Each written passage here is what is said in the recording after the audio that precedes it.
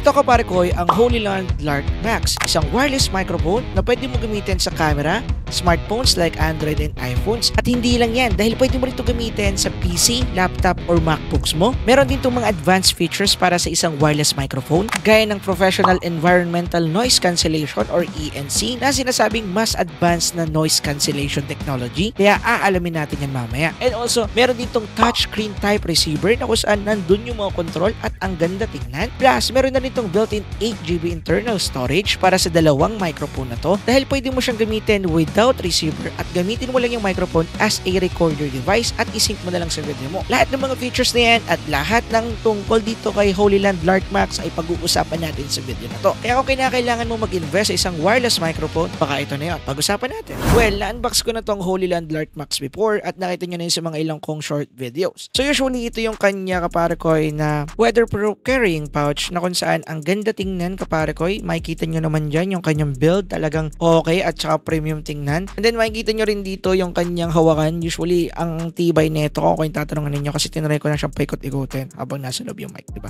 Anyway, sa loob nito kapare koy meron siyang tiny storage part or pwede mo paglagyan ng mga accessories mo kagaya nito mga to. Usually meron na siyang mga inclusion or mga added accessories sa loob. So ito yung mga yon. Meron tayong USB-C to USB-A cable. Meron din tayo ditong 3.5mm TRS to 3.5mm TRS para sa ating mga cameras. Meron din tayo ditong USB-C to USB-C cable para sa ating mga Android phones. We also have USB-C to Lightning cable para sa mga iPhones natin. Meron din tayong Fury windshield at yun lang lahat mga kapare ko. Ang maganda dyan, kasya lahat yung mga nabanggit ko na yun dito sa loob ng ating pouch. Okay, move na tayo sa mga inclusions or yung kanilang accessories. Punta naman tayo dito sa HoloLens Lark Max. So usually ito yung charging case ng microphone and receivers natin, and also sa loob nito makikita na natin yung ating receiver at yung dalawa natin ng microphone. So kapag inopen niyo siya, magre-reflect agad to sa display ng receiver na inopen yung box at ipapakita kung ilan yung charge ng receiver at saka ng dalawang microphone para pwede mong malaman kung pwede mo na ba silang gamitin or need mo pa siyang i-charge. By the way, yung display nga pala nito is AMOLED display, kaya pwede mo siyang gamitin outdoor or kahit direct yung araw. At kagaya na nakikita nyo sa video, visible na visible yung dinidisplay nito, which is nice.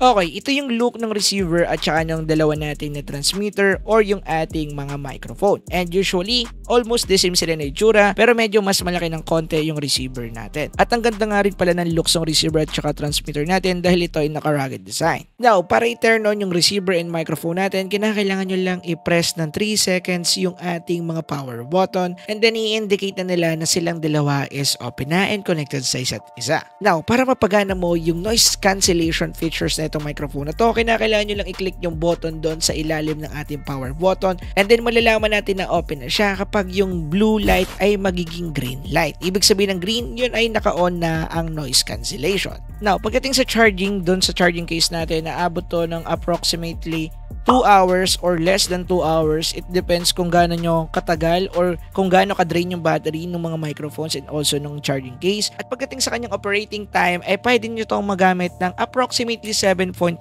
hours. Pagdating naman sa recording time, pwede nyo siya magamit ng 14 hours. Samantalang sa receiver naman natin kapare ko ay pwede natin siyang gamitin up to 9 hours. And to be honest kapare ko ay matagal yon. And based sa experience ko nang ginagamit ko to doon sa mga unboxing videos natin sa TikTok, yung mga ASMR content natin or unboxing, ito yung ginagamit kong microphone doon. And to be honest, matagal din yung pagpipilm natin doon dahil iniisang shot ko na lahat ng mga products na meron ako para isahang film na lang. Kaya pagdating sa longevity ng microphone at saka nung ating receiver dito sa HoloLens Lark Max, to be honest, pretty accurate naman yung sinasabi nilang data about dito. Now, i-set up at i-testing naman natin kapare ko itong ating HoloLens microphone. So, ituturo ko sa inyo kung paano siya i-set up sa Android camera and also sa ating iPhone. Let's go! Now, unahin natin yung sa camera. Kailangan nyo lang kunin yung 3.5 to 3.5mm audio jack converter natin. So, kailangan nyo lang siyang isaksak dito sa may camera logo dun sa ating receiver, kagaya nito. And then, yung kabilang dulo naman, ilalagay natin dun sa mic port ng ating camera. And then, para malaman natin na yung HoloLens Lark na yung ginagamit natin ng microphone dun sa camera natin, pumunta na lang tayo doon sa may filming part ng camera natin at tingnan nyo yung mic part. Kapag nagsalita kayo doon sa ating mismong microphone, kagaya ng ginagawa ko dito, at makikita ninyo na nagpa-pop up yan, ibig sabihin yung HoloLens Lark Max na yung ginagamit natin na microphone. Okay na yon. Now, isunod naman natin yung iPhone kapare ko. Kinakailangan nyo lang kunin yung USB Type-C to Lightning cable adapter natin dyan, and then ilalagay nyo lang dito sa USB Type-C yung USB Type-C part and then yung Lightning cable doon sa iPhone ninyo, at ganito yung magiging itsura niya. And then alam ko na medyo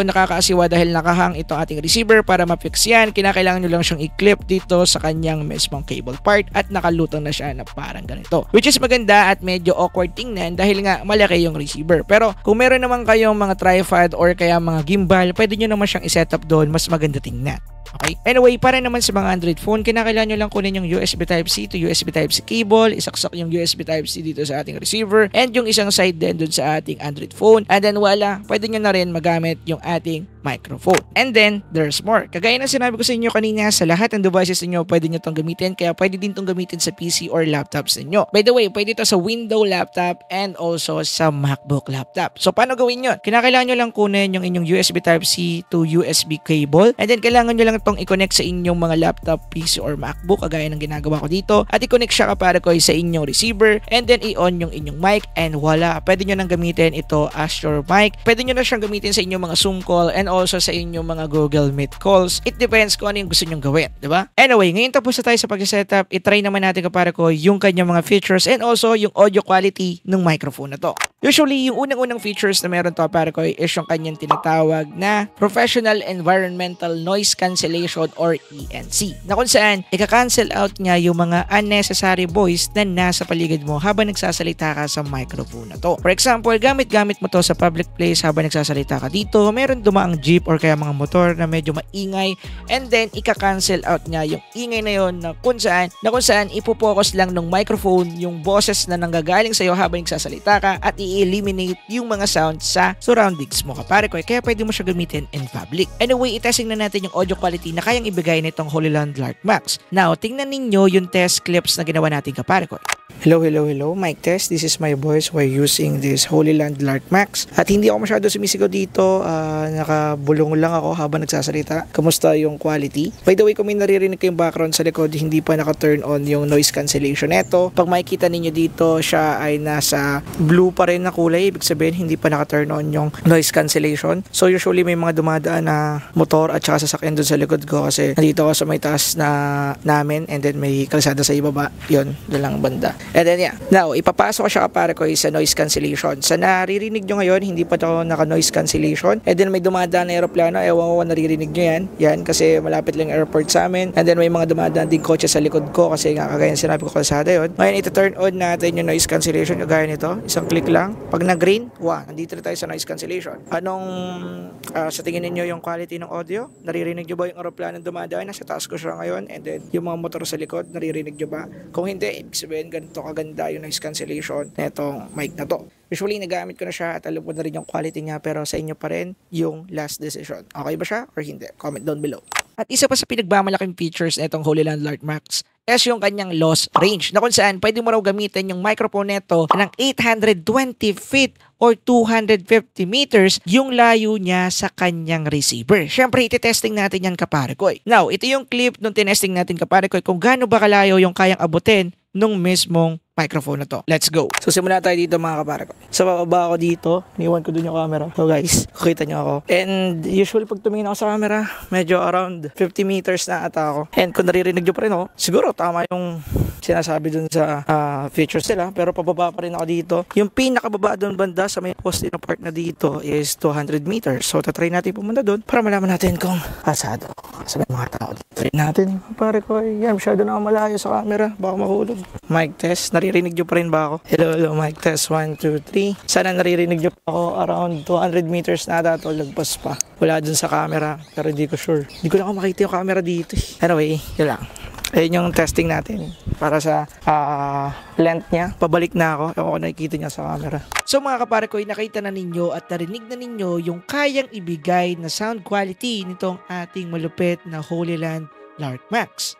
Now, ang tanong, para nga ba kanino itong HoloLens Lark Max at marerecommend ko ba na bumili kayo ng isa neto? Kung isa kang content creator or kaya inspiring content creator kagaya ko, or isa kang videographer ngayon or inspiring videographer, definitely marerecommend ko sa inyo kapara ko na magkaroon kayo ng isa neto sa inyong mga arsenal. Bakit? Dahil dadating sa part ng buhay ninyo or sa paggagawa ninyo ng video na kinakailangan ninyo ng isang wireless microphone. At kung ako yung tatanungin ninyo, isa itong HoloLens Lark Max, marerecommend ko ko na microphone para sa inyo. But don't get me wrong mga kaparakoy, dahil marami pa rin namang alternative na pwede ninyong bilhin. Depende na lang yan sa range or budget ninyo mga kaparakoy. Pero kung ang hanap ninyo sa isang wireless microphone is quality audio, maraming features kagaya ng mga pinakita ko kanina, definitely mare-recommend ko itong wireless microphone na to. Dahil na rin sa flexibility ng microphone na to na kung saan pwede mo gamitin sa kahit anong devices na meron ka. By the way, meron nga palang sale to ngayon darating na 11/11 at kung gusto nyo bumili nito at magkaroon pa kayo ng additional sale or discount, ay gamitin nyo lang yung link and promo code na ilalagay ko dyan sa ating description or pin comment section para mas mabili nyo itong ating Holy Land Lark Max ng mas mababa sa kanyang SRP price. By the way, meron ba kayong mga gustong idagdag and ano yung opinion ninyo about sa video na to? Pag-usapan natin yan sa comment section. Yun lang.